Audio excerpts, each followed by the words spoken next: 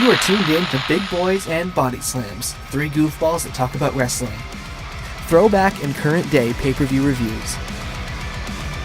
Follow us on Twitter at BB&BS Podcast. And while you're at it, check out our merch store and our Patreon page. All the links will be in the description below. Enjoy the show.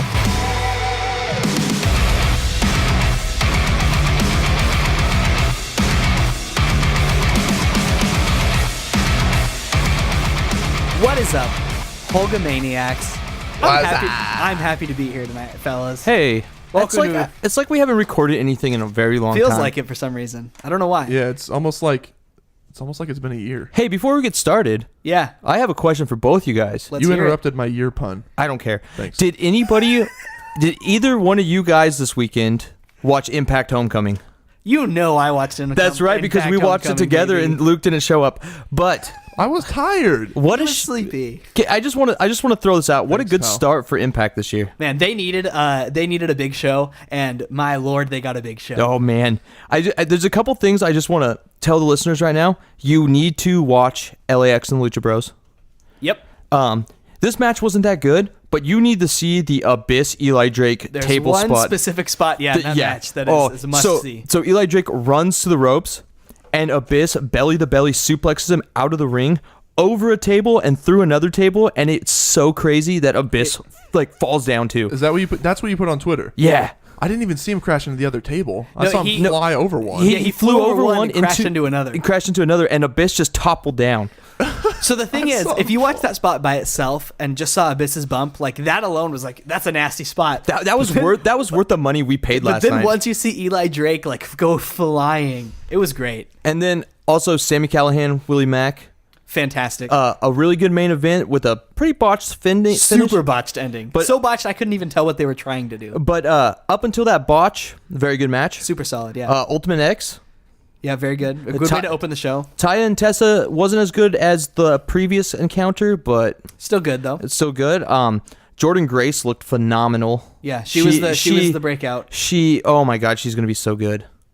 And then there's one other match, right? That we're There forgetting? was the Dark Alley and Su Yung Well, tag that's team Jordan match. Grace match. Yeah, and then there was the Eddie Edwards and Moose. Oh yes, how did I forget that? That which match was fantastic. phenomenal. And then the match of the night, you didn't mention either, the Lucha Brothers that was versus the first thing I said. Was Okay, you gotta watch right that match. on, right on. Yeah. Oh, Luke. How much you pay? Luke, Stupid. I don't know go what home and watch. Get online and find that match. It's so good. Just the Dude, LAX. It's one of the best Lucha tag Bros? team matches. It's a little short. Had it been 5 minutes longer, I could comfortably say it was one of the best tag team matches I've ever seen. And honestly, I'm in the point where I'm saying it's one of the best tag It's team matches I've so ever seen. good. Oh man, It's I'll trust it's that. innovative. It's innovation. and it's fun, and Is it just fly?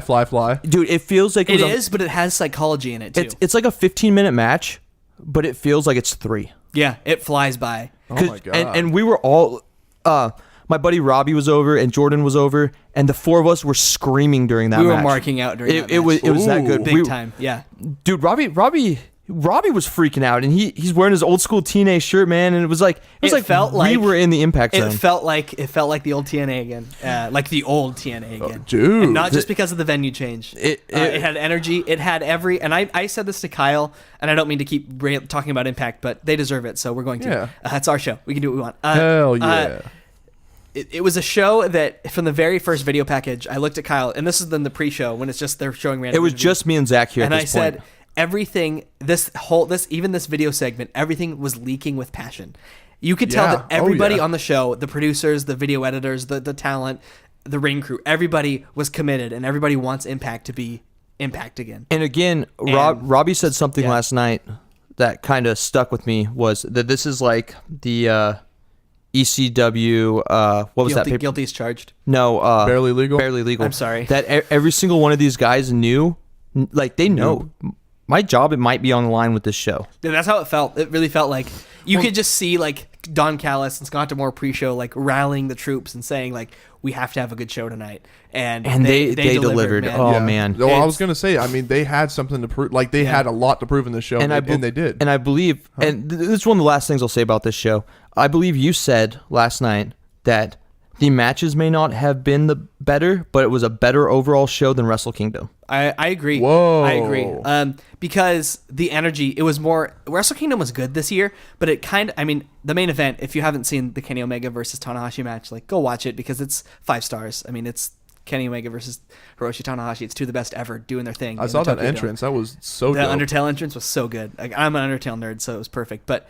The rest of they were good matches, but it didn't feel like the energy was there. Like it felt like it was just the Jericho match wasn't very good. Show. It was good. It was very good. He faced Naito. Right? There were a lot of matches on the card though. It kind of drug a lot of like kind of tag team matches that were kind of predictable.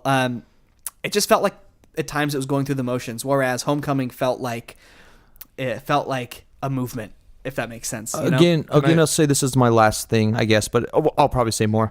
I felt the money was well spent last night. I agree. You, me, and Robbie all pitched in, and I felt like we got so much bang for our buck. I agree. And I felt like, so you were here like 2 hours before the show started, and we were kind of watching football, just kind of chit-chatting and stuff. That like 2 hour span felt way longer than the pay-per-view. Yeah, I agree. That pay-per-view seemed like it flew by in 20 minutes. I agree. Sorry, go ahead, Luke. No, you go ahead. I just before we get to what our show today, I just want to ask you, both of you, where you think Kenny Omega is going. AEW. I have a different take. WWE. I think he's going to go to WWE for about a year. I think he's going to take a 1-year contract for a lot of money just to test the water. And he's going to get his AJ Styles match that he's been saying he wants, and then he's going to go to AEW when they're established. Okay, I could be wrong, and I also want to have a different approach than everybody else. That's an interesting take. Everybody's kind of at the AEW thought. What about you, Luke? Where do you think Kenny's going to end up? God, I'd love to see that WWE run, but he was given to me, I mean, an Undertale entrance and that sort of a thing. He's given so much freedom in New Japan. Yeah. It's the only time that we've seen someone be able to keep that freedom, and it was still on a leash, was Woken Matt. But another thing that I heard, and who knows if this is true, was that he was offered creative control. Yeah, I did read that. And again, take it with a grain of salt because it's a dirt sheet report. Dirt sheets have been very hit or miss lately. Yeah, I agree. Usually they're a lot more hit than they are miss, but it just seems like lately someone's on the inside leaking really false information or something. That's probably exactly what's happening. And I hope that's true because I kind of like not knowing what's happening. He's in an interesting spot, and I mentioned this to Robbie, and I think you were there, Kyle, last night, was he has to choose between money and security and his best friends. And I don't envy that spot at all. But I would have to really think about that decision. Because if he goes to AEW, that jumpstarts him. Right, exactly. But think about this too. Money. You got the owner of the Jacksonville Jaguars, the Khan family backing AEW. That's true. And I read that there's competitive money with the WWE. Yes, that they're very competitive, and I think we're going to see changing the landscape. I hope so. I hope so. So hear me out. Impact, Ring of Honor, and AEW are all going to be stepping up their game. We're going to see a wrestling year that has never been seen before. Correct. Can I have a hot take? I agree with you. I agree with you. I think either Ring of Honor or Impact is not going to make it to 2020. And I don't know which one yet, but I think either You don't Ring think of Honor, ROH is going to make it? Dude, they're floundering right now. They're struggling. And I think that it depends on the TV deal that AEW gets. Do you think they're just so depleted now that I think they're having trouble living on syndication, man. I think they're struggling with it. To piggyback what Zach said, I think you said the other night that Ring of Honor is starting to kind of have more of a WWE light product. Yeah, they're trying to do that kind of storyline driven, because Ring of Honor for years was always the wrestling show, right? They're trying to incorporate more storyline and more like backstage segments and more of that stuff. Well, Impact is going the complete opposite direction. They are just giving you something that that we've been wanting since 2005, 2006. So, and sorry to cut you off, Kyle. And with the announcement, and I don't know if you know this, Luke, that every Friday Impact is going to be simulcast on Twitch. Yes, this is a fantastic deal. If you don't get the Pursuit channel, you can watch Impact at 11 Pacific. 10 Pacific. 10 Pacific. Is that not like every a paid Friday. subscription or anything? Nope. On twitch.tv/Impact something. This was the smartest thing that they've done. But yeah, you're going to be able to watch Impact on Twitch every single week. What time? 10 o'clock, but I'm sure you can go back and find them. And they might post them on because you can save a video archive on Twitch or on GFN. You can have a free account there as well. Yeah, just for the new stuff. That could be a game changer. Yeah. So I'm going to transition now. Yeah. We have 2 shirts this week. Yeah, and 3 actually. 3? Because Greg bought our ECW shirt. Okay. And my mommy bought 2 shirts today. What's your mom's name? My mom's name is Danita. She's a beautiful woman. Danita. She's not a listener, but thank you, You're Mommy. my second mom now. So she sold 3 shirts. This is a strong week, fellas. Love That's gonna pay for our SoundCloud membership for several months. Hey, Greg. So thank you. Greg, we got to also give you a shout out. You and Danito are the only 2 people that have 2 shirts. That's true. That's Dakota, true. We don't even best have. friend of the podcast. Oh, Dakota has Step your game 2. up. Oh, okay. That's right. He Dakota bought does friend of have the 2. podcast and he bought the logo shirt. So we got 3 people. Okay. We got some good fans. So out there, Greg, boys. I'm telling you right now, because you're probably the one that will do this. Buy a T-shirt. Oh, hey, I hope you guys liked the new intro, by the way, last week that we debuted. I really like that. Thanks. Same. Just kind of wanted Did you to listen?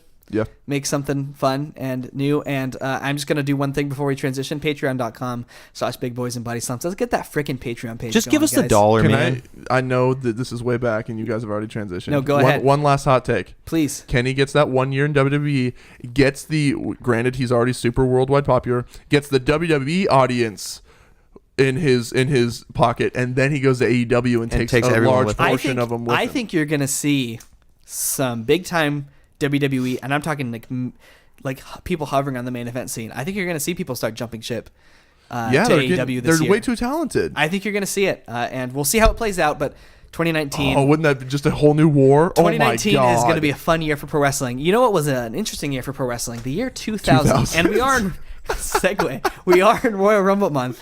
And so what better way to ring in Royal Rumble month than, I know this is our second show in Royal Rumble month, but just let me have my moment. We're doing the Royal Rumble 2000. And you can listen to the Royal Rumble 2000 on Spotify. No, you can't. Just kidding. I thought I had you guys for a second. You can listen to us on iTunes, Google Play, I don't think SoundCloud, anyone's buying that. YouTube.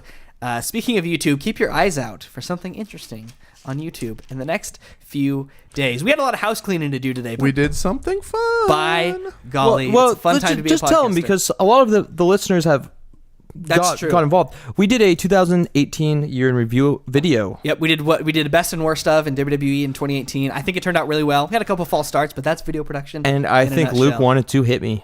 a few times. I actually tried once. He did. Yeah. So look for that coming down the pipe. And again, I'll plug one other thing. I know we got a lot of plugs here before we get going on the Royal Rumble show, but we have a new Facebook wrestling group. It's called Big Boys and Body Slams Slam Chat. We would love it if you listeners out there looked us up on Facebook and joined our group. It is a place for positivity, for friendliness, and for good, constructive wrestling talk.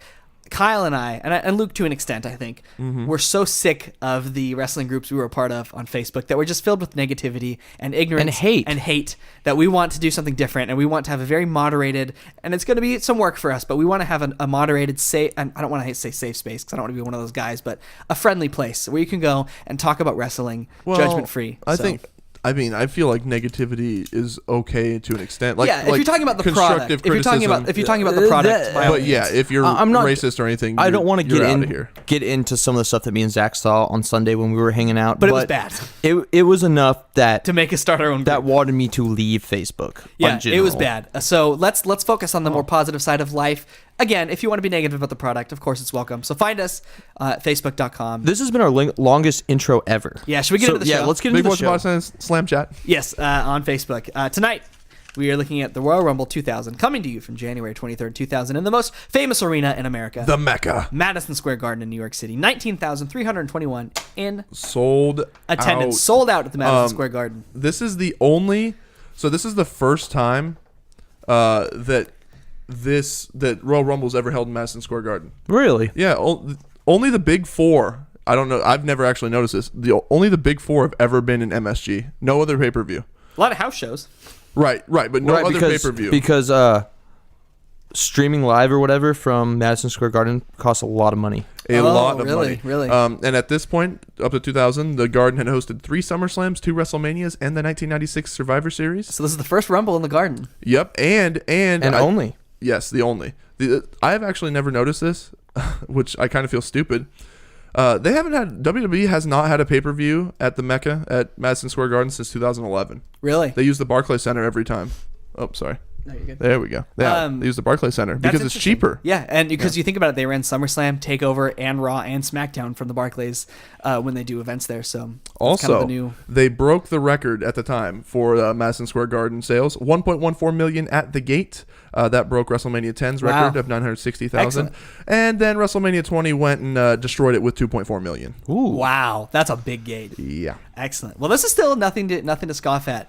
We do open the show with a video package entirely focused on the upcoming street fight between Cactus So- Jack and Triple H. This video package, I hated this one. Did you really? But the one that came before the main event was Yeah, yeah. fantastic. Well, I don't like leading in with just one match for a Yeah, video. right, I agree with you. anyway. I will say that it did make me want to watch that street fight, but it definitely was lacking any context for anything. I wrote, this is not WWE's best work. No. And in fact, throughout this whole show, I mean, it's January of 2000. It just feels like a big 1999 hangover. Yeah. Because a lot of growth happened in 2000. Yeah, I agreed. Our announcers for the show, Jerry Lawler. Jerry the King Lawler.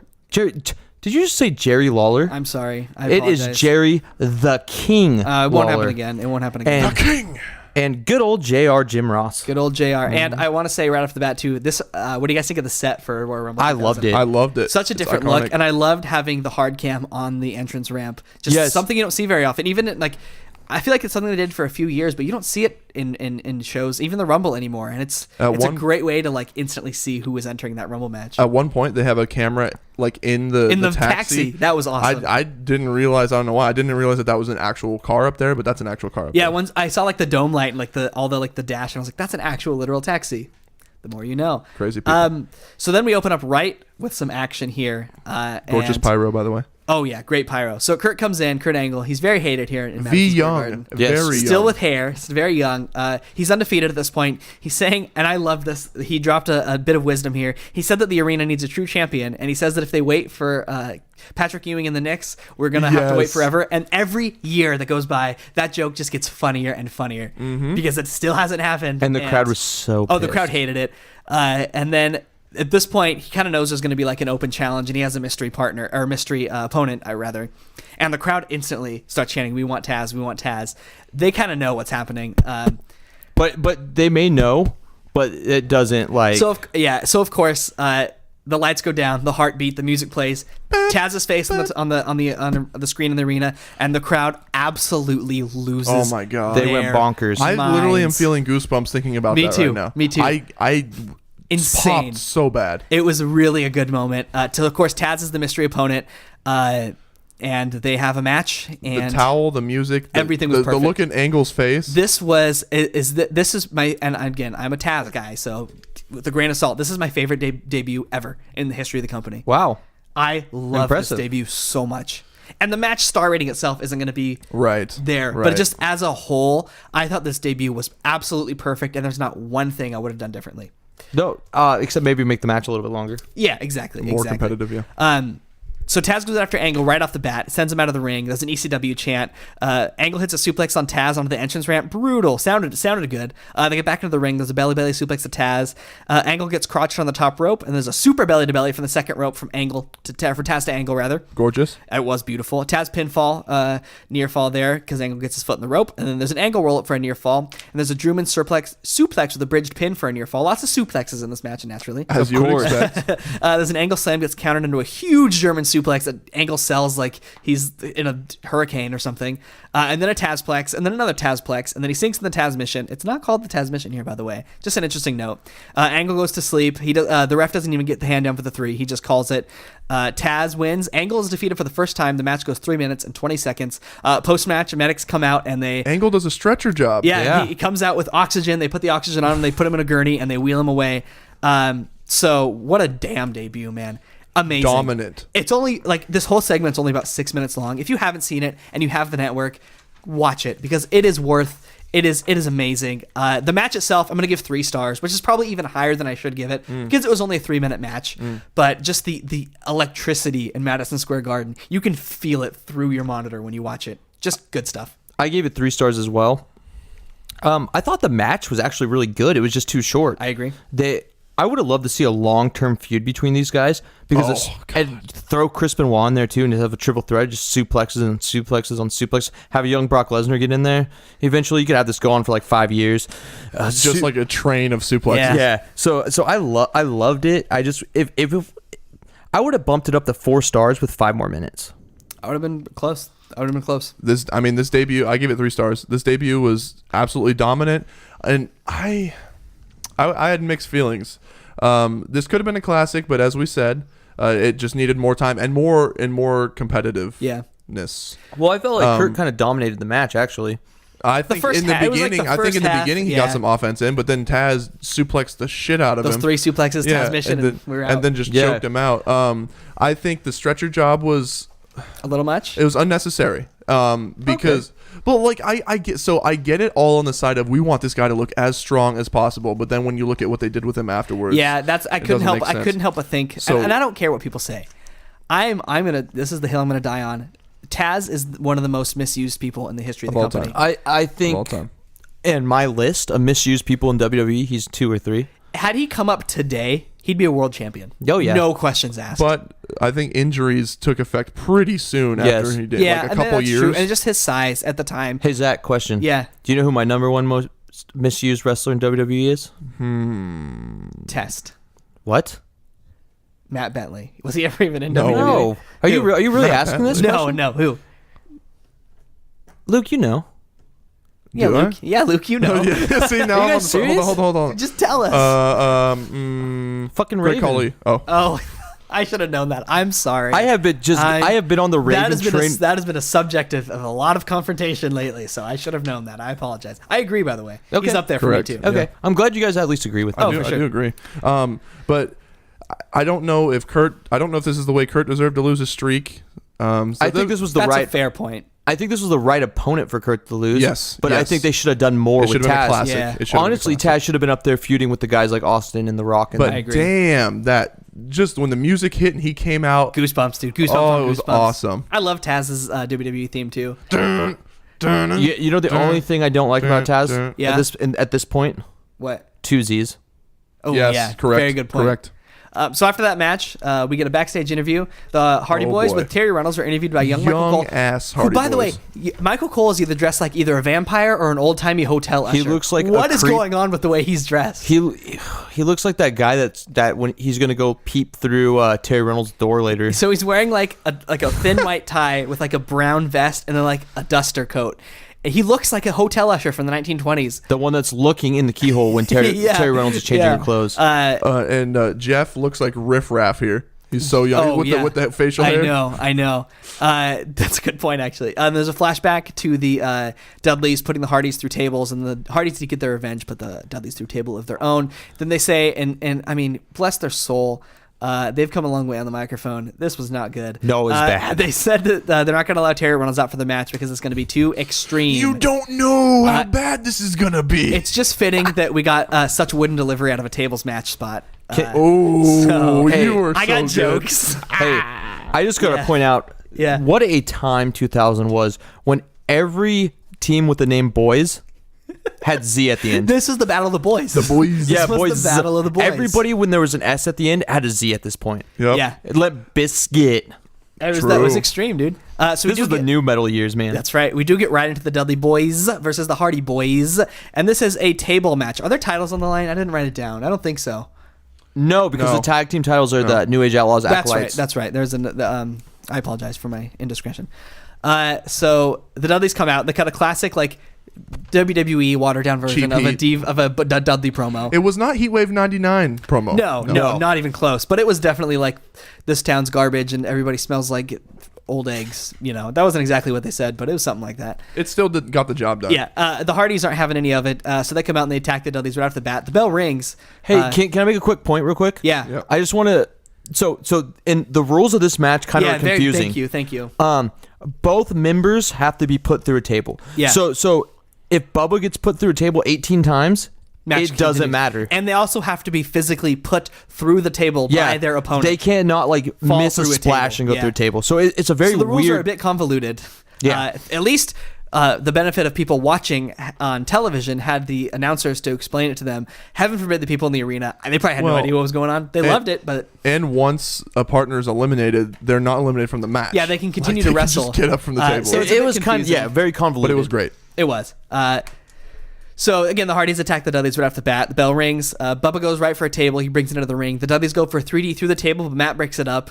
Table ends up getting dispatched of. And the tope suicided to Bubba outside by Jeff over the top rope. Uh-huh. It was really nice. A suicide dive? Yeah. A tope. Stop it. Yeah. What? You're flexing your brain muscles. Snobby.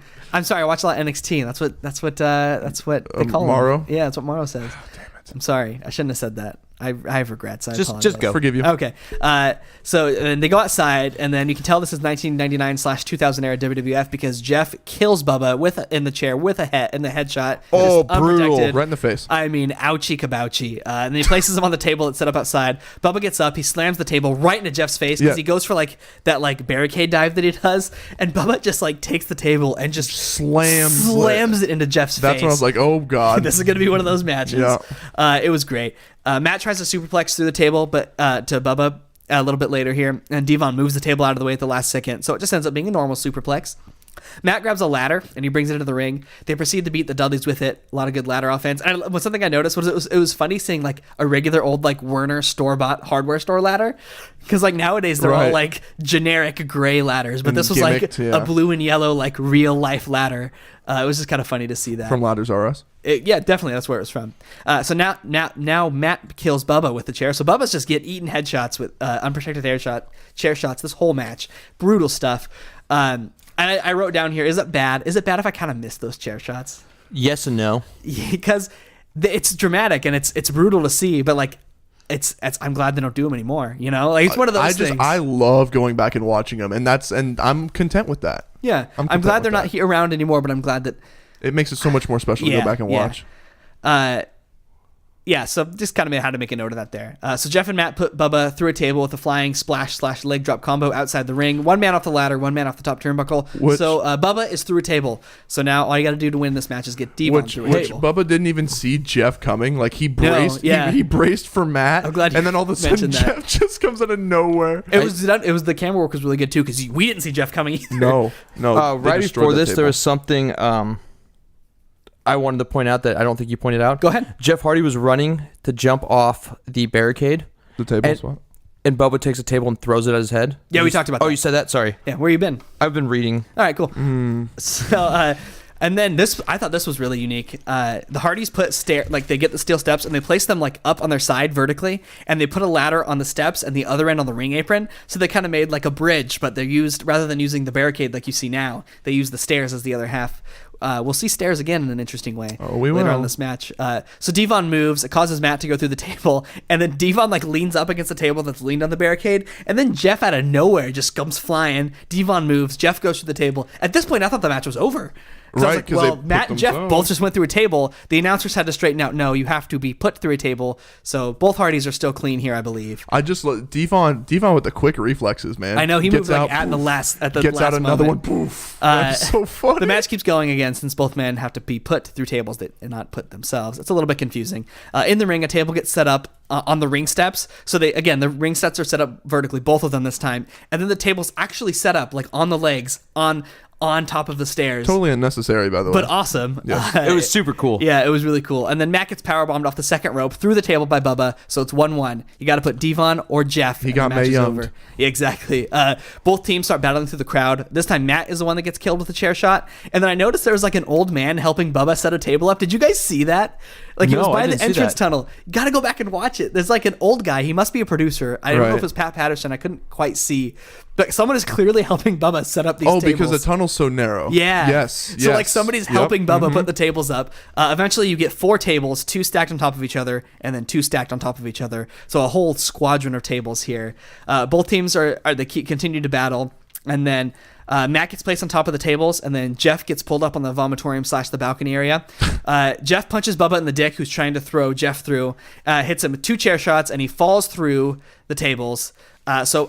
A note, Bubba had already been put through a table, so the match does continue. And then Devon gets put on the other set of tables that's still standing. Jeff comes from the balcony, a swanton bomb. Yeah, so there was 4 tables. Yeah, 2 of them got taken out by Bubba. Conveniently went through 3 of them. Oh, he went through 3 of them? Yeah, and then 1 was just left perfect condition. And then Devon was placed on that. Jeff, from the freaking balcony, a swanton bomb, put Devon through the table. The Hardys win. The match went 10 minutes long. I wrote, and I'm just going to say verbatim, chaotic, extremely violent, and action-packed. A short but destructive match. 3.5 stars. Nothing to really dislike about it. So I put, holy shit, this was awesome. 4 stars. Did I overrate this? Hell no. I don't think so. So hell no. I loved it. I loved every second of it. I wish it was longer because I'm a bloodthirsty animal. Dude, They could do these teams right here. Do no wrong. Could do no wrong at this time. They tore the house down every single time they came out there, especially during a hardcore match, just trying to best the last time. Yep. Classic Spot Fest. I give it 4 stars. Incredible. Also, I do have some history for you. Yeah, fellas. go ahead. Can I say something real quick? Yeah, do it. Yes. I got to go up to 3.75. I'm sorry, I underrated the match. Thank you. You guys were totally right. So given 5 more minutes, I would have been at a 4. But I'll give it 3.75. You're welcome. So, nice. This was the first time. This just shows you how early on in this whole little feud. This is the first time the Hardys and Dudleys were involved in a tables match on WWE programming.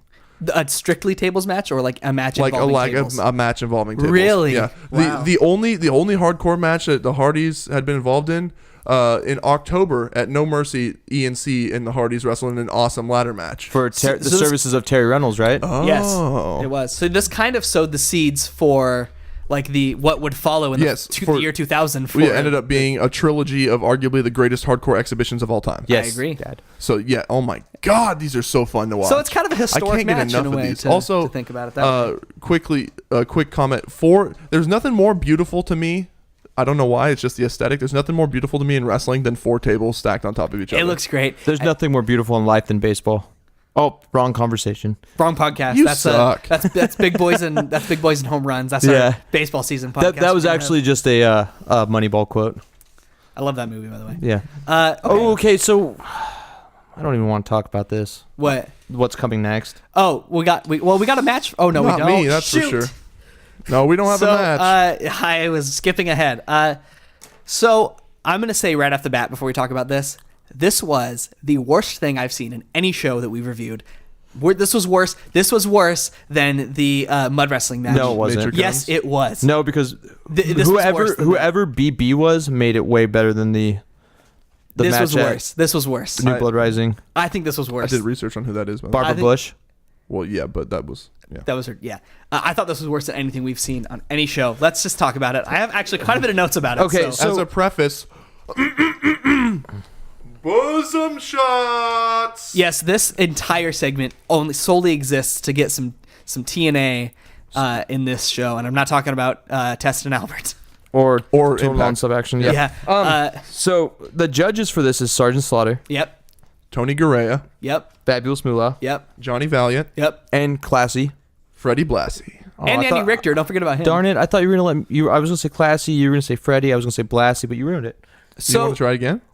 So you may be wondering, what are they judging? Well, you'll soon find out. And I have to make a note. All these judges look like they'd rather be doing literally anything else. Jerry Lawler's the MC, by the way. Yeah, Jerry Lawler's DJing. Jerry the King. I wrote a quote here that I just have to say right now. Please. He takes the mic from Finkel Yes. and he says, "These girls aren't your type, Howard. They're not inflatable." So that might be the highlight of this segment. No, it's So not. if you're wondering what they're judging the BB Miss is. Rumble contest. So all the ladies are kind of dressed in like robes or towels or sweatshirts or something similar. And those girls are Ivory, Terry Runnels, Jacqueline, BB, and Luna. And the cat. And then the cat comes out, who was apparently the women's champion at the time. So that tells you where women's wrestling is. Seriously. Good God. Okay, to be honest though, the worst woman in WWE right now, I don't know who it is. Whoever's the worst woman on the main roster. it's better than any of these. Well, except for not that. Except but Ivory and Jacqueline. Maybe. better than the cat. Like, Oh, yeah, yes, for sure. by far. For sure. like you They're a could, wrestler. yeah, exactly. That's what I'm trying to get at. Sorry. BB. No, I'm sorry, Dad. I agree. so- I was getting heated with you. So fill us in. Who is this BB? BB. It's Barbara Bush. Yeah. So Thank you. BB stands for Barbara Bush. Oh, which- and not George's wife. no. And as you can expect, that might just be a pun because that's kind of what they did then. Yeah. Real name, Kathy Dingman. She was Taylor Vaughn in TNA, and she was Papaya in WCW. Ah, yeah, the classic papaya character. Yeah, good stuff. So yeah, that's BB. And she's very tall. Thank you. And So Kyle loved her apparently. So one by one now. Oh, Andy Richter shows up. From Conan. Thank you, Andy Richter. Conan? Yeah. So one at a Conan time. If you're wondering what this is, this is not. Conan. So this is not A like friend a of normal, mine saved Conan's life one time, but I'll tell you that later. He donated to his surgery cause. Yeah, $1. So there is. Jesus. This is not like a normal like swimsuit contest where like there's like you have to do like a routine. This is just a strip tease. Let's call it what it is. It's a strip tease. So one There's by not one. much to be stripped either. One by one, the girls start taking off their clothes and they pose in front of the crowd. Ivory's first up. She doesn't want to do it. And and I feel for Ivory. I feel like this was real life, and I know her character was like she was kind of a prude, but I feel like this was real life. Yeah. Off. And this is where I wrote, this is as bad as and embarrassing as anything I've seen in any wrestling show, and it just got worse. So Kat goes last. She's wearing nothing but bubble wrap. Cool. And then right as the judges were about to pick a winner, all these ladies are in very, very... Can I say, there's probably not even a foot, 2 feet worth of fabric on any of these women. This is the most exposed I've ever seen any female on TV that wasn't completely naked. Yeah, it had me clutching my pearls. Crazy. What they got away with. They're about to announce a winner. Mae Young's music comes out. She saunters out to the ring. She's wearing like a pink robe. She derobes. She's got like this one-piece swimsuit on, and she unzips the top of her one piece and just flashes her titties. She shows the crowd her titties. It's censored on the screen, so you can't see, but I'm like 90% sure nips were out. Oh, no, her titties were out, dude. Mark Henry runs into the ring and like covers her up for a little bit. Sexual chocolate. And then they announce the winner. It's Mae Young. This match was longer than either of the matches we had seen. The segment.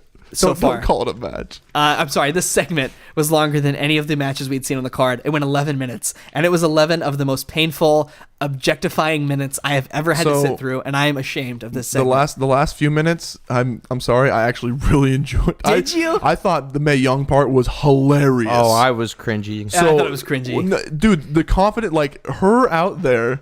I'm gonna show the world my puppies. Like her being so confident and just getting after that was hilarious. Zach took a different approach on that than you, because you messaged me and you said the way they treated Mae Young's terrible, but Luke's seeing more like she owned it. Yeah, she owned it, which I kind of told you too, was she kind of just owned that.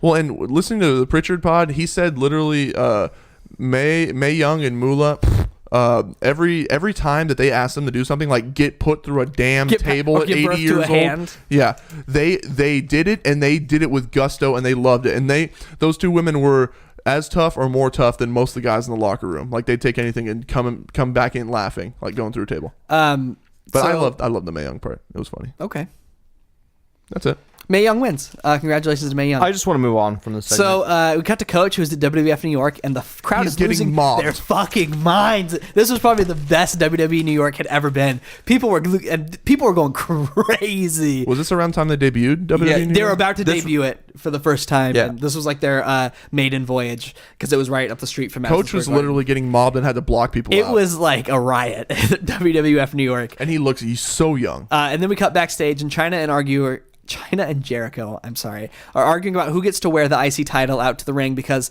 they are dual Intercontinental champions because of a double pin scenario. They did that stupid thing that we hate. Dave Hebner, I think it's Dave. It's either Dave or Earl. So funny. Comes up and he's like, I'm taking the title, and then he takes the title and essentially vacates it for. And Jericho's like, Earl, come on, Dave. Yeah, and that sets up the match for now. So. If any of the matches on this show needed some context for somebody who's coming in cold, this was the damn match. Yep. Because we got nothing. We got that one segment when they're arguing, and that was it. I had to stop because I can't go into this match knowing what I know. So apparently, again, like I said, there was a double pinning scenario where Jericho and China both pinned each other. Both shoulders were down for the 3 count. Instead of vacating the title, which was kind of the standard practice and is still the standard practice for a scenario like that, they got to be co-champions. And interestingly enough, if you go on the WWE's website, it is not an officially recognized reign, because it was only like a 20 or 30 day period, and it's just considered vacant now. So kind of some revisionist history by the WWE now for that moment. But that's the story going in. And this is not going to be the awesome unification of the Intercontinental title that you saw with Razor Ramon and Shawn Michaels. No. And also, Hardcore Holly gets put into the match because he is the... I got an idea. Give me the title. Yeah, because he wants the belt. And... that being said, should we get into the match? Yes. Well, so I do want to say that when they introduced Hardcore Holly, they introduced him as allegedly over 400 pounds. I wrote that down, which was hilarious. That made me laugh so hard. China looks jacked here, but I mean, I don't know when she went and got plastic surgery. She looked great, but she got a ton of it. She looks great, but it's noticeable. Very plastic. Yeah. So both Jericho and China are being billed as champions, of course, and this is for the undisputed champion. Jericho comes out before the match and cuts a promo saying he's going to throw a big old party when he wins the title tonight. And he goes through the greatest hits, the never, ever. Yeah, and the crowd loves it. And then everyone starts slapping each other at the start of the match. China gets sent hard into the corner. She sells herself right out of the ring. There's a drop kick by Jericho to Holly, a flying forearm for Jericho, near fall onto Holly. Whilst Jericho applied, China breaks it up and then hits a clothesline onto Holly outside the ring after he rolls out to catch his breath. There's a basement drop kick to Holly from China after Jericho moves out of the way.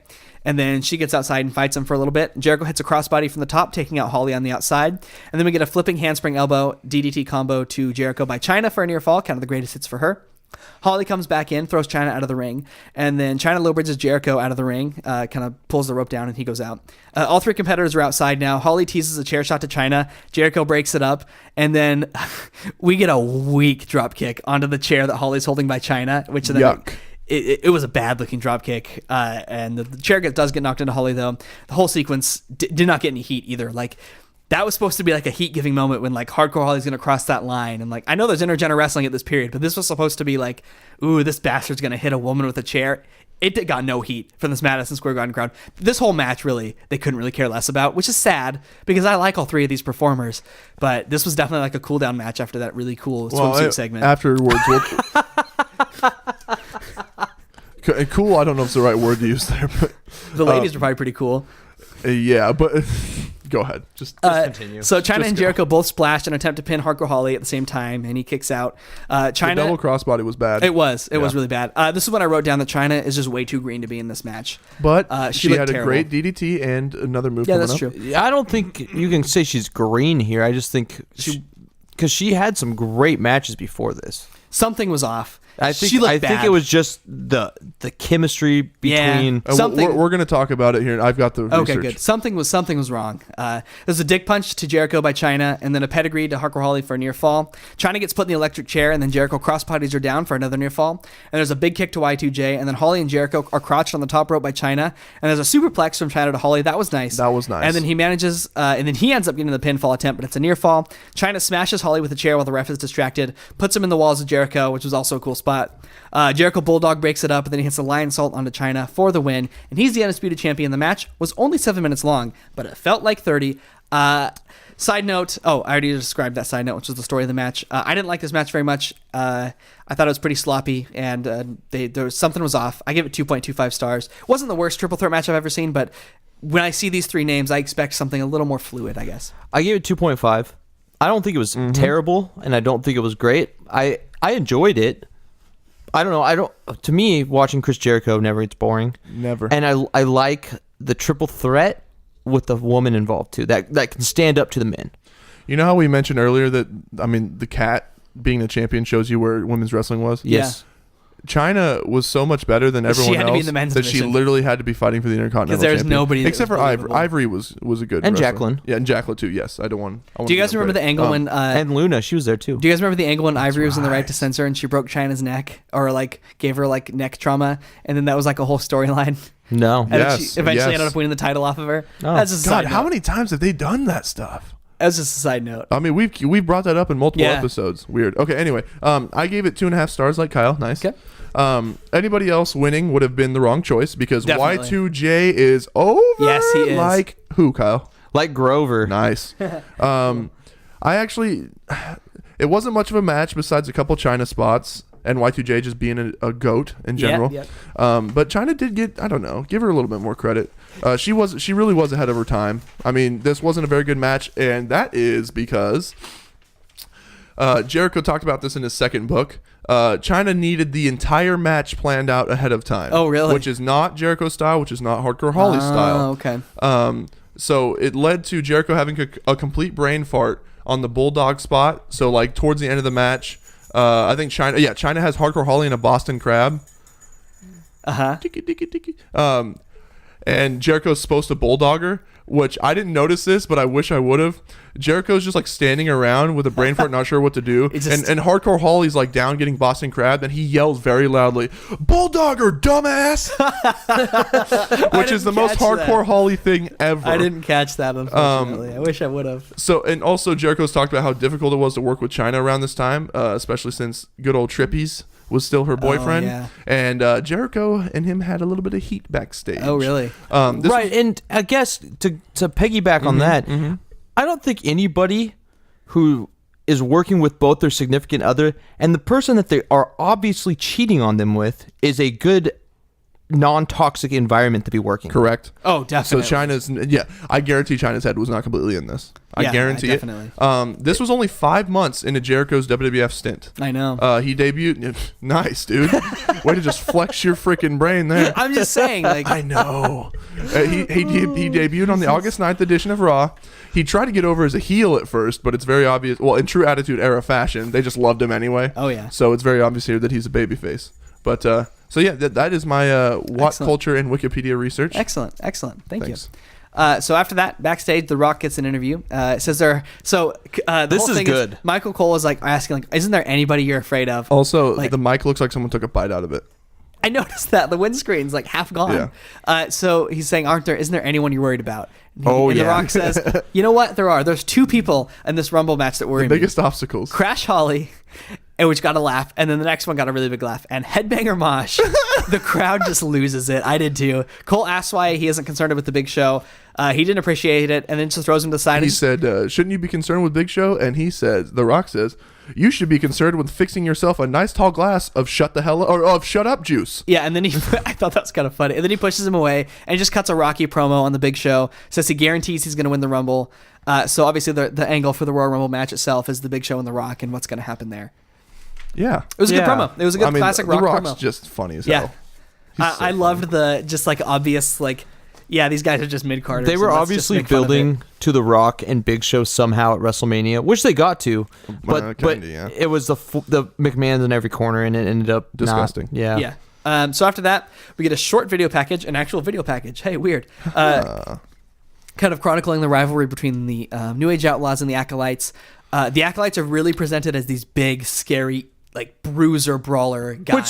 Which they were. Yeah, which was good. One, they were very stiff. 2, they were like on the hangover of being part of the ministry. The ministry, yeah. They still Like had, they still had the marking on their chest. So they weren't APA, they were just acolytes. This is like post-ministry, pre-APA.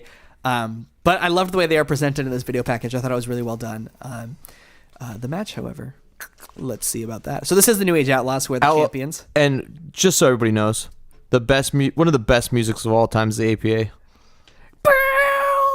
Wait, the APA? Yeah. Or the Acolytes? Do they have the same song?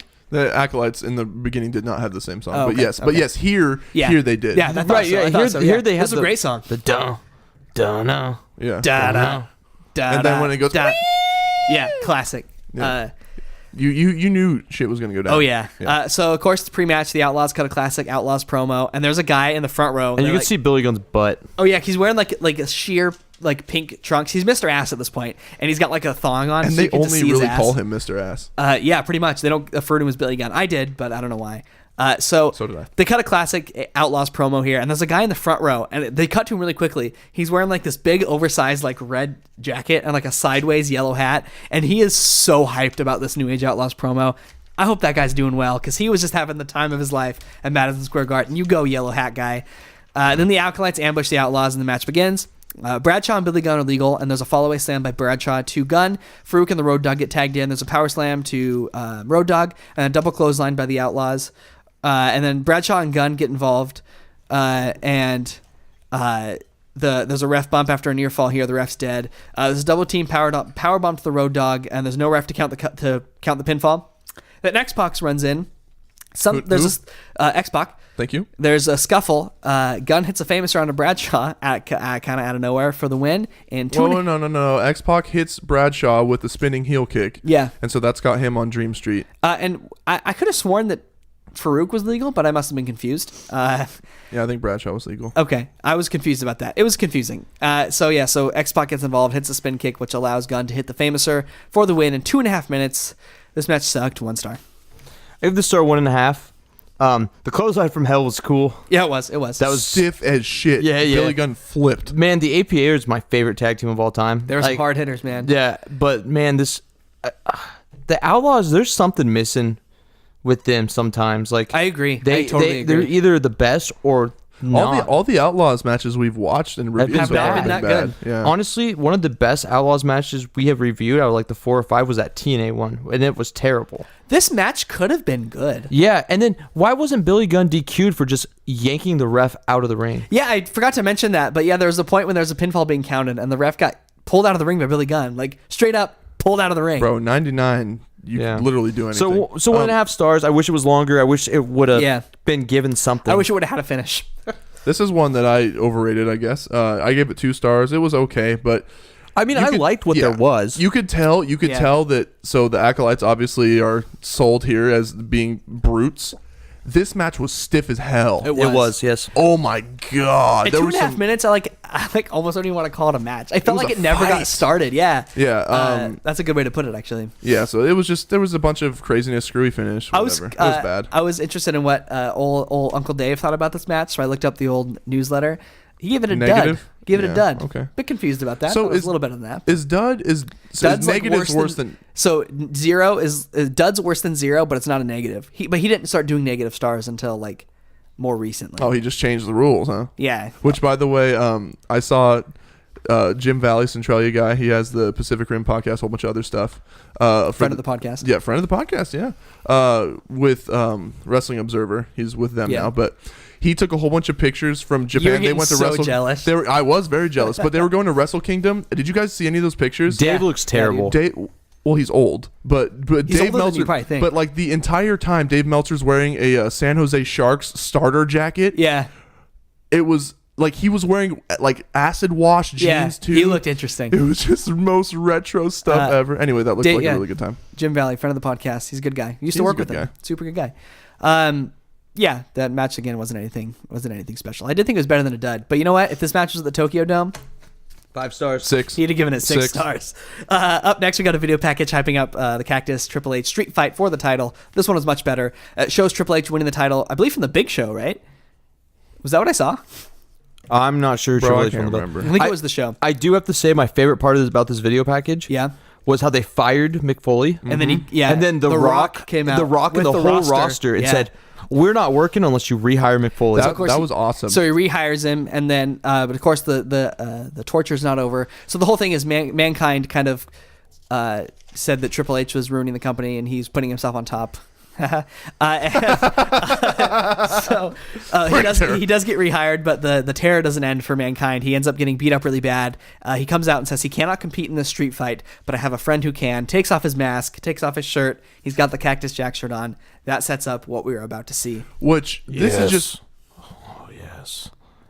Are you good? okay? Are you okay? Oh, I just love this match. Oh, okay, cool. this is what makes Foley so versatile is that Mankind's hardcore, right? Obviously gets thrown off of cells and stuff, but you know when he goes to Cactus Jack mode, it turns it up a whole nother Yeah. notch, man. He really does. It really is like 3 faces of Foley. Like I know that's what he's called, but and like it really is like 3 distinct characters. You That know? awesome Raw, this was a year or 2 before this. When he first came back, and yeah, they had when this- he's the Cactus Jack debut. yeah, Yeah, that was once again against Triple pile H. driver through the table and the entrance Super ramp. cool. This was the first time Cactus Jack got a world title shot on pay-per-view, being the 3rd face of Foley to do so. Was it the only time that Cactus Jack had a title shot?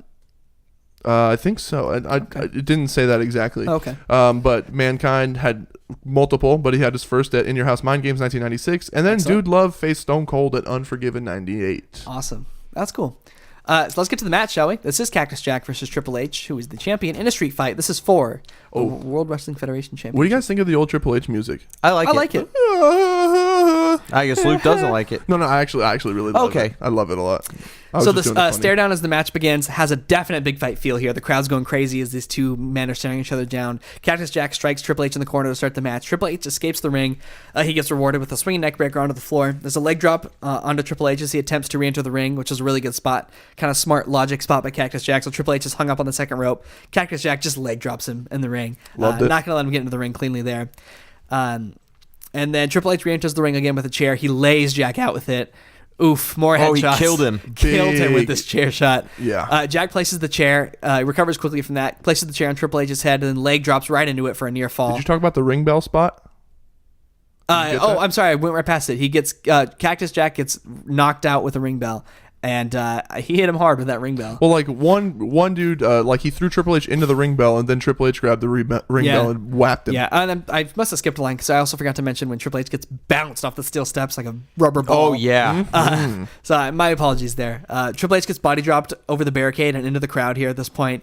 They brawl out through the crowd and back onto the entrance ramp. That was pretty cool. So like fight through the crowd, kind of like take a left. They're on the entrance ramp, which has all these like gritty New York props like bricks and pallets.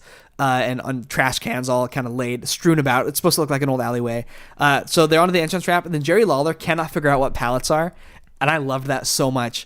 JR has to like explain what pallets are to the King. I was dying. It was so funny. Like he had never seen a pallet in his life. So Jack does lay out the pallets, and he gets suplexed onto them. There's like 2 pallets, hard suplex. At this point, Triple H gets like a chunk out of his leg.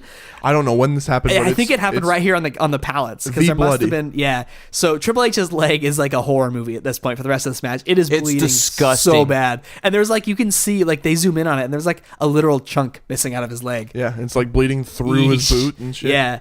Cactus Jack, and then after the suplex onto the pallets, Cactus Jack like gets on all fours and like squeals in Triple H's face. Did you guys see that? I was like, what is going on? But I love this. Well, Mankind used to do that all the time. Yeah, that's true. I just loved it. It was just like something you don't see, you know? Well, I mean, he got hit really hard in the head with a chair. True. He probably just switched That's faces. And then Triple H gets up, and he gets laid out with a big, stiff trash can shot to the head. Cactus Jack gets side suplexed onto that said trash can. Cactus Jack hits a running knee to Triple H against the steps. Cactus Jack took more of it than Triple H did, but even the part Triple H took didn't look pretty. Triple H is a bumping fool here, I know. Jack produces the classic barbed wire wrapped in 2x4. I don't know if that was real barbed wire. I was literally going to ask, how close do you think that actually is to barbed wire? So it got stuck in Jack's shirt at one point. So it definitely like was sharp, but at first I didn't think it was sharp at all. Then it got stuck in the shirt. It was at least somewhat sharp, but I don't think it was anywhere near real barbed wire. Once again, citing the Pritchard pod, in WWE, a lot of times they would sand down the points. Oh, okay. So they'd gimmick it a little bit. Okay. Whereas, like, it didn't even have like wasn't glossy though. Like it was like a matte, but I guess it could be galvanized. Right. So he gets the 2x4 out front of the ring. Both men come back in. Triple H ends up with it somehow and hits him right across the tummy, then the back, then the tummy, then the back again, and this is when it gets stuck in his shirt. I loved that visual because he pulls the board up and the barbs are just stuck in Cactus Jack's shirt. Really, really good visual there. And Jack slams the 2x4 right into Triple H's dick. I liked that a lot. Then the Cactus Jack has a DDT, and then there's a near fall because Hebner takes the barbed wire board away and comes back in, can't count to the 3, and then Cactus he gives it so.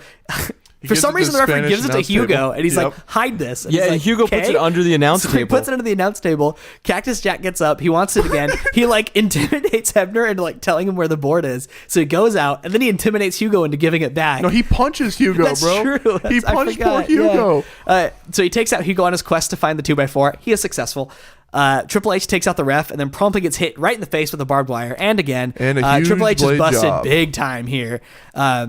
Jack grates the barbed wire on a Triple H's open wound. Triple H gets dumped over the announce table, and then Cactus goes for a pile driver through the table, but he gets back body dropped instead. The announce table kind of breaks here.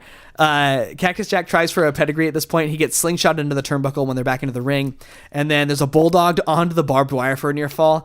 That was crazy. Cactus Jack clotheslines Triple H out of the ring. Of course, he goes with him. The Jack clothesline. Classic. Triple H tosses Cactus Jack onto the ring steps, and his legs just bounce off of them. Dude, something we see a lot from Mick Foley, but Mick Foley takes the best stair bumps of all time. I know, definitely, by far. Definitely, easily, I agree. He looks like he just got hit by a car. Yeah. And then he throws into them, gets thrown into them again, and Triple H targets the knees here for a while, and then. At the beginning of the match, apparently Triple H had given like Howard Finkel like a sack of something, and at this point he goes out and grabs it, and it's a nice callback to previous year's Rumble because it's handcuffs. I was just gonna say it's the second Royal Rumble in a row. So Cactus Jack gets cuffed. Triple H brings the ring steps into the ring, and then he goes for. I was like, he's not gonna do this, is he? He goes for a shot with the steel steps. Cactus Jack's handcuffed. There's no way he can protect it. He ducks the last possible second.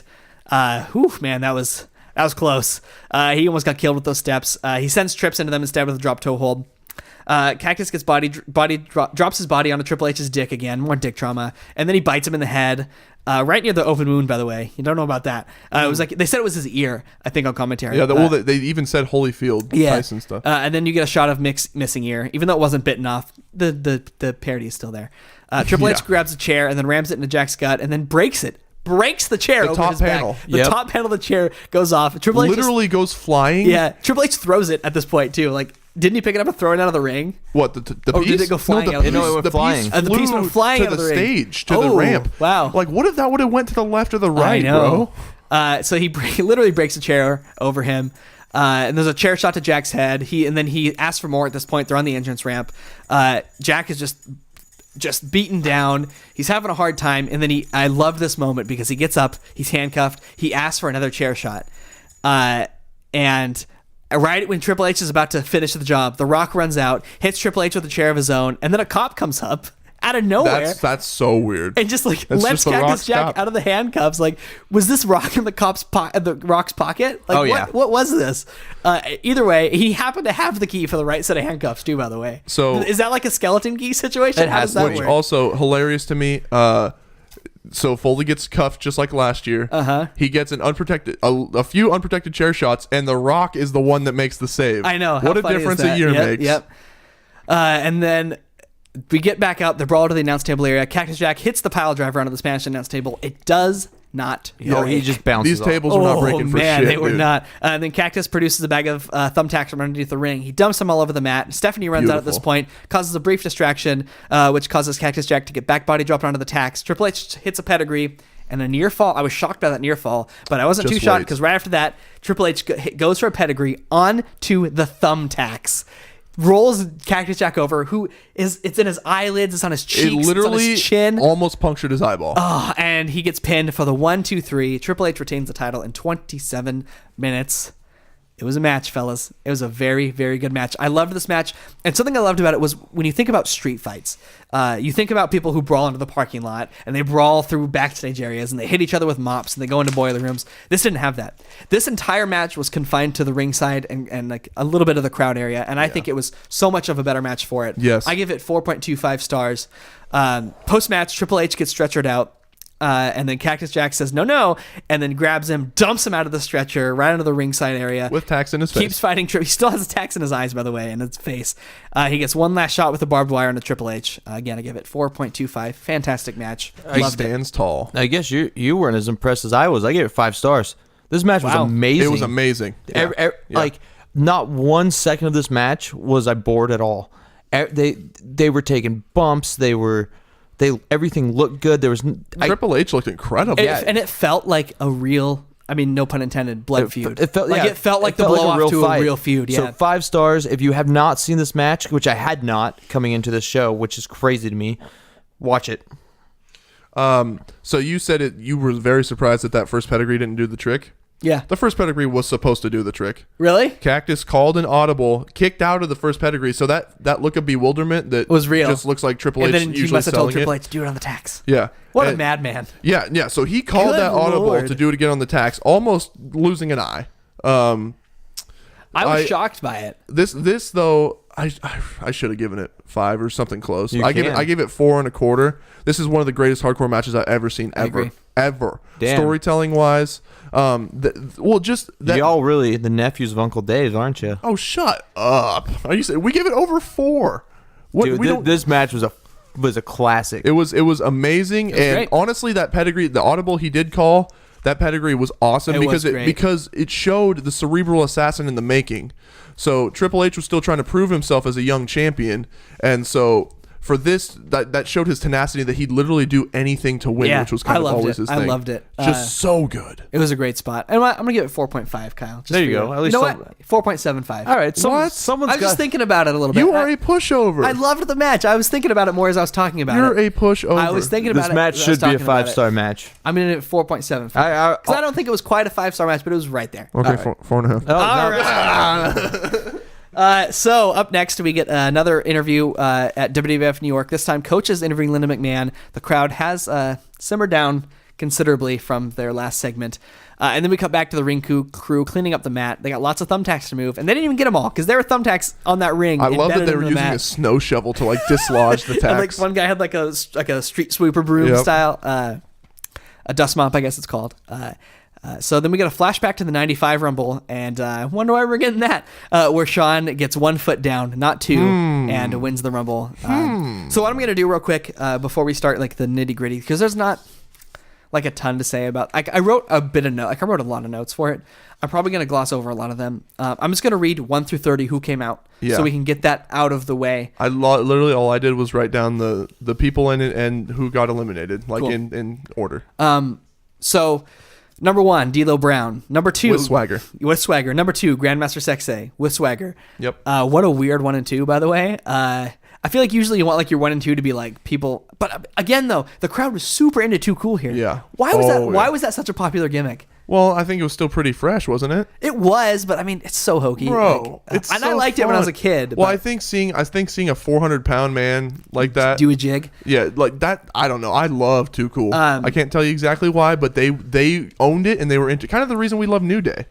Like, I mean, for the sake that they welcome back. For the sake that they owned it and that they made it their own and that the crowd just could not help but. I like the dance spot, but I hate Rikishi. Really? Why? I don't mind Rikishi. I just don't like him. There's just something about Too Cool now. This is like it doesn't like. I Is it hope. the butt? I hope that Honestly, yes, part of it. Is it the cellulite? It's just the outfit. The Stink Face was funny like the first 2 or 3 times. And then so I don't like the move set. I don't know. There's something about him. Huh? Just, One of those just guys. one of those I like guys. the Samoan move set. So I hope because you compared Too Cool to the New Day, Which was wrong. which I It wasn't supposed to be a direct comparison. Thanks, Kyle. So now you got me worried. Am I going to look back on the New Day in 10 years the same way I look back at Too Cool now? No, not at all. Not at all. Not at all. Because now I look at Too Cool and I'm like, how did I ever like that? But I was a little kid. So Yeah, you know. So again, D'Lo Brown 1, Grandmaster Sexay 2, Headbanger Mosh 3. With cone with titties. giant fuzzy green cone bra and a sheer black dress. I kind of liked the look, to be honest. Once he got the bra off, I kind of liked that like aesthetic that he had. He also screwed up his ankle in this match. Yes, he did. Christian. Rikishi, Scotty Too Hottie. Do you remember Steve that Blackman at Christian? 7. Do you remember that Christian theme? That. Yeah, the opera one. No. The one he came out. Oh to. yeah. Like the super I remember from old- like No Mercy. Yes. Yeah. It's weird. Steve Blackman at 7, Viscera at 8, Big Boss Man at 9, Test at 10, the British Bulldog at 11. This was his last pay-per-view appearance in the U.S.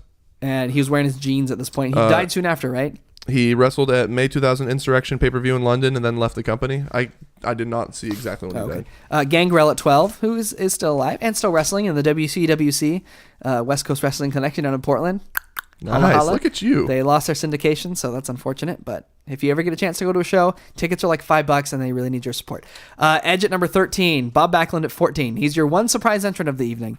Y2J at 15, Crash Holly at 16, China at 17, Farouk at 18, Road Dogg at 19, Al Snow at 20, Val Venus at 21, Prince Albert at 22, Hardcore Holly at 23, The Rock at 24, Billy Gunn at 25, The Big Show at 26, Bradshaw at 27, Kane at 28, The Godfather at 29, and we knew it was going to be X-Pac, but X-Pac at 30. So let's just go through the match here. Wait, Kyle, what? I was just going to say, there wasn't a lot of memorable spots in this match. There was a few. There's a few, and a lot of them had to do with run-ins. And I think that I think we're spoiled with like excellently paced Rumble matches today.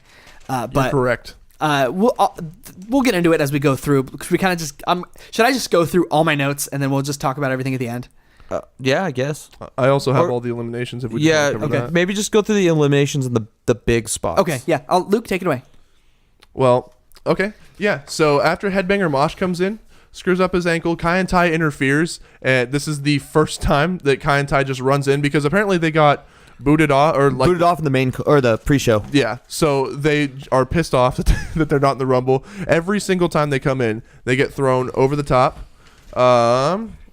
Rikishi comes in at 5. He super kicks and eliminates Mosh. He belly to bellies Christian, then throws him out, and then he Rikishi drivers D'Lo and throws him out. Rikishi was on fire. Yeah. There's 3 right there. Yes. Scotty Too Hottie Or no, Grandmaster Sex is already out there. Scotty 2 comes in to prevent tension, and then you know what happens. Rikishi throws them both out. No. Hey, don't. After a dance break. Oh. Yeah, the dance break. Bah, there. You look fly today. So this was over as hell. It was, dude. The crowd. This was the biggest pop in the Rumble match, maybe besides The Rock's entrance. No. This was the biggest. You think pop. it was bigger than they The Rock? loved this. They did. And then Kishi takes the chance and clotheslines them both and throws them both out. And then he dances by himself with Scotty 2 hat on. Yeah. That was great. Steve Blackman comes in and very quickly receives a Rikishi driver and takes his leave. Thank you for collecting your paychecks, Steve Blackman. Yep. Viscera comes in. He's moving pretty good. He was, dude. Yeah. I noticed that. Yeah. Gotta give the big man love when he deserves it. Heck yeah. Then Sorry. 3 super kicks. No. 3 super kicks later, and Kishi takes him out. That's 7. Kishi's unstoppable. Yep. Big Boss Man comes in, waits it out like a true heel. So like he stands on out the Thinks outside. about getting into the ring. He's like, I'm just gonna wait for another person to come in and help me take out Kishi. Yep. And I do like this gimmick. I gotta say, of Boss Man. It prolonged his career big For time. sure. Because the last one was cheesy. Test comes in. Immediately just starts beating up on Boss Man on the throws him into the outside. ring, yeah. Throws him in. British Bulldog comes in. Test forgets to sell punches for a sec. That's just the note I have there. Gangrel comes in. Kind Tai comes back in. This is it right here. Gets thrown out even quicker. And watch this. Taka gets thrown. Taka does a flip and lands on his face. And the story he legit went to the hospital after that face bump. It has been reported as a concussion or a broken collarbone. No one really remembers for sure. Okay. Different time. He was supposed to go out there with Funaki every time. Yeah, and then the third time it was just Funaki. Yeah. Funaki makes a total of 4 run-ins. So Jerry Lawler could not get enough of seeing this poor man go through head trauma in front of all these people. They did that replay like 6 times. He wanted to see it over, and it was disgusting. Come on, Jerry. And He's he also he referred to him as Chinese several times. Yes, he did nothing but call them Yeah, Chinese. It got so bad that JR had to call him xenophobe in 2000. He's at one point. Yeah, he called him xenophobic. At one point, he says he doesn't understand. JR says he doesn't understand. He's not in the Rumble anymore, and King said it's because he's Chinese. And JR said Japanese. JR said he's Japanese. And then Lawler goes, "What's Japanese?" It was so cringy. Yeah. It was funny. It was pretty funny. Yeah, no, it was funny. So Gangrel comes in, Kind-Tai gets thrown out again. Taka hits his face. Edge comes in, and then Bob Backlund comes in at number 4. Do you know why Bob Backlund's in? Because he's running for Congress. No, because Thrasher got hurt. Oh, really? Yeah, So, but he was running for Congress apparently. Bob Backlund's so goofy. And But then that he, wasn't like- what I wanted to say. When Edge came out, you got to talk about how, like, the ladies, it was like a visceral yell. And Oh my God. The ladies were, and then that when Tess took his shirt off earlier, too. Like, the lady contingent was there. I didn't realize that Edge was just a little sex machine. Dude, ladies were but- thirsty for Edge because they screamed when he came out. And then, Bob Backlund, who Which- I just thought was such a silly, even when he was, like, in his prime, like, what a silly man. Which they do mention in this match that Edge is his fiance is Test's sister. Well, no, not Test's sister. Whose sister? I don't know. Well, I'll get to it. I Edge- have it written down later here. Edge and Val Venus. Val Venus' sister. Yeah, when he comes in. Oh, Anyway, yeah. So Bob Backlund comes in. He gets mobbed. The poor congressman to be maybe gets mobbed, and then everyone teams up to take out Rikishi. So he's gone after lasting almost 30 minutes. Was that like a record for eliminations at the time? 7? Yeah. I don't think so, because I think Anyway, number 15, the undisputed champ Y2J. He immediately throws Bob Backlund out. Crash comes in, one of The Rock's biggest challenges, number 16. Chyna comes in. She's in the Rumble for the 2nd year in a row, and then she suplexes Y2J out. I loved that. And then as she's on the apron after suplexing Y2J out, Boss Man just gives her a nice little elbow. Take that. See you later. Farouk comes in at number 18, and then as soon as he gets in the ring, the Mean Street Posse does a run in. Hey, Kyle, can you name the 3 members of the Mean Street Posse? Pete Gas, Joey. Pete Gas. Hey, Are you Pete- Kyle? Yeah. Pete Gas. Uh-huh. Joey Abs. Uh-huh. Pete Gas. Stop.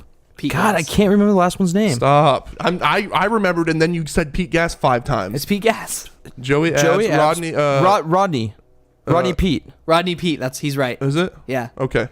Cool. The Right. Mean Street Posse comes in and just like takes out Farouk. Pete Gas. I don't know what the rivalry was here, but they just leave after It was that. just starting. They beat up Farouk. Boss Man throws him out, and then the Mean Street Posse leaves. Road Dogg comes in, and even though he wasn't on the mic, the whole crowd just you didn't know? It was awesome. great. Then around this time is when we get the "We Want Rocky" chant. Al Snow comes in at 20. Road Dogg throws out British Bulldog, and then Jerry Lawler starts making dog puns, dog fight, doggy style, you name it. When did he make the comment about? Can you imagine if Mae Young had her puppies' noses were pierced? Was that around this time? Yeah, he was saying shit like that the whole time. It was awkward. He was fired up from that. Yeah, I think he was still thinking about the Miss Rumble contest. Val Venus comes in at 21. Funaki comes back. He gets thrown out. And that's when Jerry Lawler and JR have that argument about Chinese, Japanese. Okay. And when they say that that's when Lawler says that WWE is obviously discriminating against them and says, what do they have against the Chinese? Yeah, that was great. Prince Albert comes in at 22. Edge gets immediately thrown out. And then they make hints at Edge and Venus being future brother-in-laws. Hardcore Holly comes in at 23. And then at 24 comes The Rock. Right as Jerry Lawler is saying, is The Rock ever going to come into this match? Yeah, true. He was begging for The Rock. The whole time, yeah. And huge pop, and Rock's just titty dancing his way to the ring.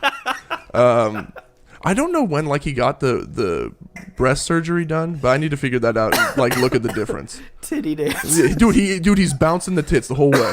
Man. Billy Gunn comes in at 25. I'm an ass man. That can only mean one thing when you hear that. Yeah, Road Dogg delivers a stiff punch to Hardcore Holly. I don't know if either of you guys remember watching that. Yeah. Road Dogg out of nowhere just punches the shit out of Hardcore Holly. He took a break from hiding in the fetal position under the ropes. Right, he was. Rock DDTs and throws out Crash, one of his greatest challenges. Yep. And then Big Show comes in at 26. He boots Test out. He throws Gangrel out. And then here comes Bradshaw. And right on cue, the Mean Street Posse follows him. And Bradshaw beats the hell out of all of them. But Road Dogg and Mr. Ass throw Bradshaw over. 28 comes Kane with Tori. Yep. Yeah. The pyro malfunctions. Yeah. There's a big boom, but zero fire. Yeah. There's one strobe. It was LOL-ish. And then he eliminates Val Venus. The Godfather comes in at 29 with 4 hoes. I could not recognize any of them. No. One of them almost over. eats shit. Yeah, one almost trips right in front of the camera. Yep. But the Godfather is so over. Funaki comes in and out again for the final time. And then X-Pac at number 30. So Big Show clotheslines. And then right here is when the eliminations start happening fast and furious. Yeah, they need to get this wrapped up and over with. We're running out of time, guys. Yeah, just like us on this podcast. Big Show clotheslines Godfather. Yep. Rock clotheslines Al Snow. These are both eliminations. Mr. Ass throws out Road Dogg in a moment of betrayal. Then Kane uppercut, does his sweet European uppercut, and he uppercuts Mr. Ass right out immediately after. Rock throws out X-Pac. Nobody saw it. So yeah. So there was no referee. There was no referee on that side, which is still the most ridiculous. So then X-Pac just comes back in. So here's the final 4: Big Show, Kane, The Rock, and X-Pac. Kane hits a freaking enziguri on Big Show. That was cool. So that was awesome. He's so athletic. See, that's what we're. Anyway, we were talking earlier about Kane being in nowadays product, and I think he would fit in fine.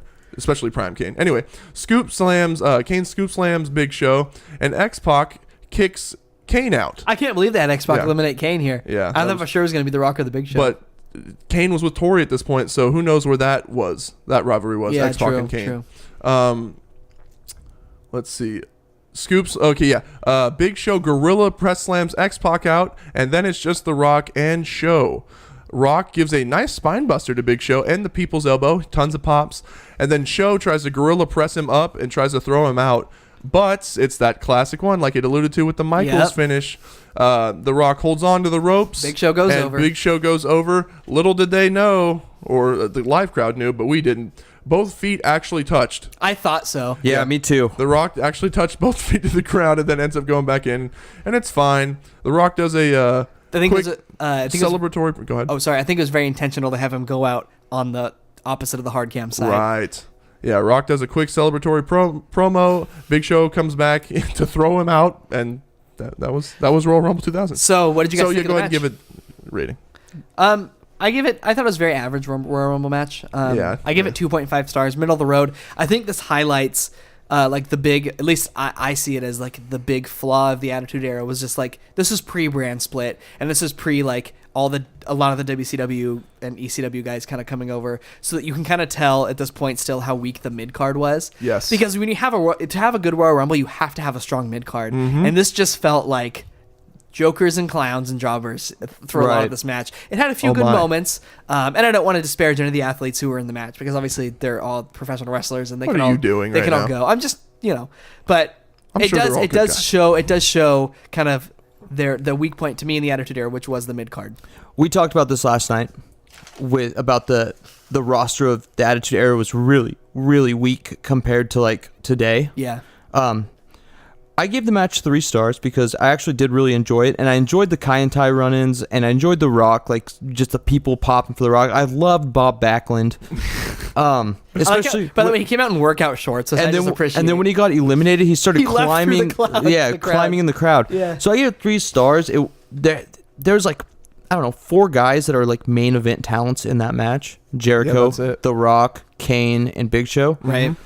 And so, and I guess you can technically count at one point Bob Backlund. I guess. Yeah, but he was a world champion. Have any of you guys ever seen a prime Bob Backlund match? Yeah, You a have? long time Yeah. ago. Really? Yeah, I check out the I need to. the vault on the yeah, I've seen the network. vault a few times, and then Pretty good? yeah, I mean, if you like that style of wrestling, yeah, Right, Yeah, it's of very course. much just But- wrestling. You know, Yep, just 3 mat stars. based. Okay. you're up. All right. I gave it 2.5. On this kind of on the same page as Zach. Okay, You all right, pal? yeah. Well, I mean, it was. Kyle's getting offended with our ratings tonight. Meltzer Jr. Maybe we need to take a few weeks off. I don't know. I think he needs to get It's his head because right. we're heels.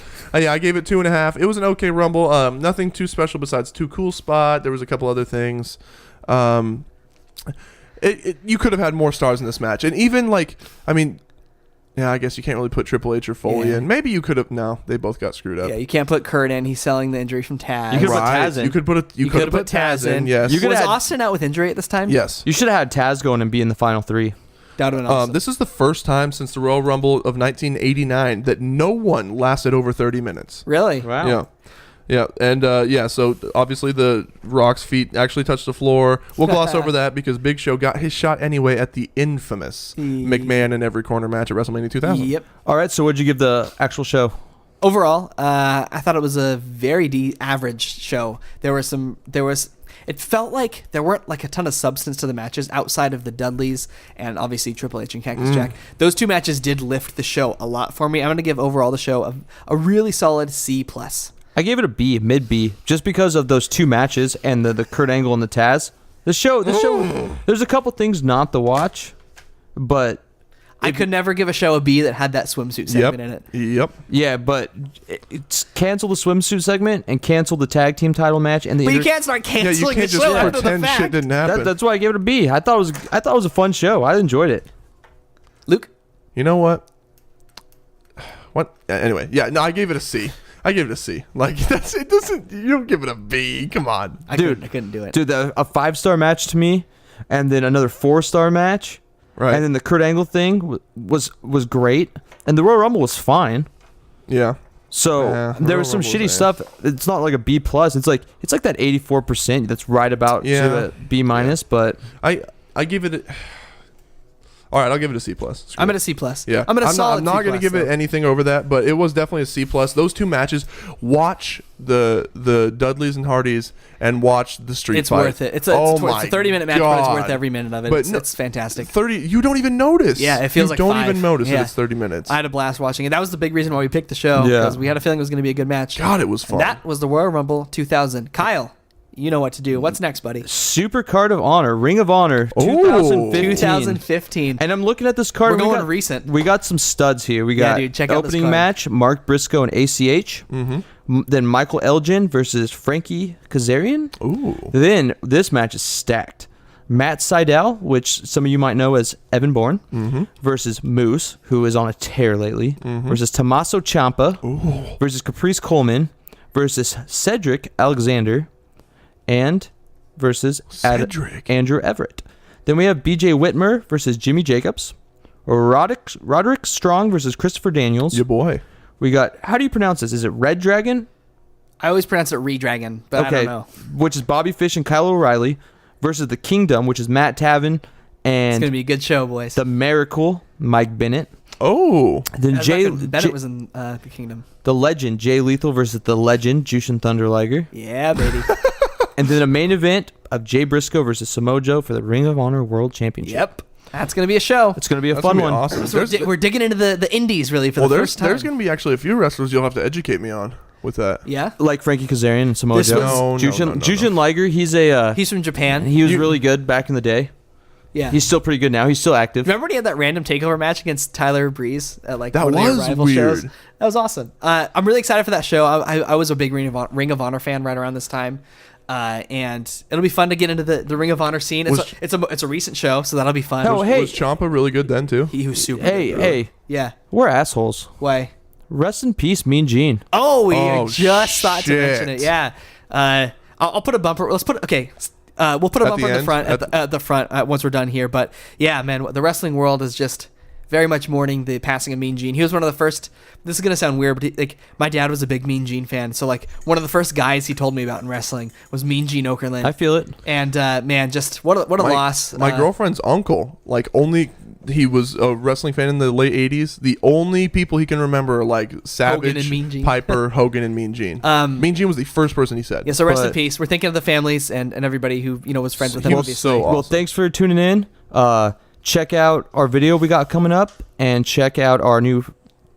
We got a lot chat. going on right now. We got a guys. lot going on. Oh, by the way, Welcome. let's tease something. We've got something huge. Oh, I'm working don't diligently. Say, and don't say what it is, but we have. And I'm not just being like optimistic, Zach. This is something that's gonna be big. There's a few hurdles in my way, but I'm working on it. We'll get over them. And You're it's gonna wanna it's, see. it's going to be a YouTube content, but it's going to be So fun. keep your eyes out Ladies around and March. gentlemen, Goodbye. welcome to 2019. Thank you so much. Have a good one. Love you. Big boys out.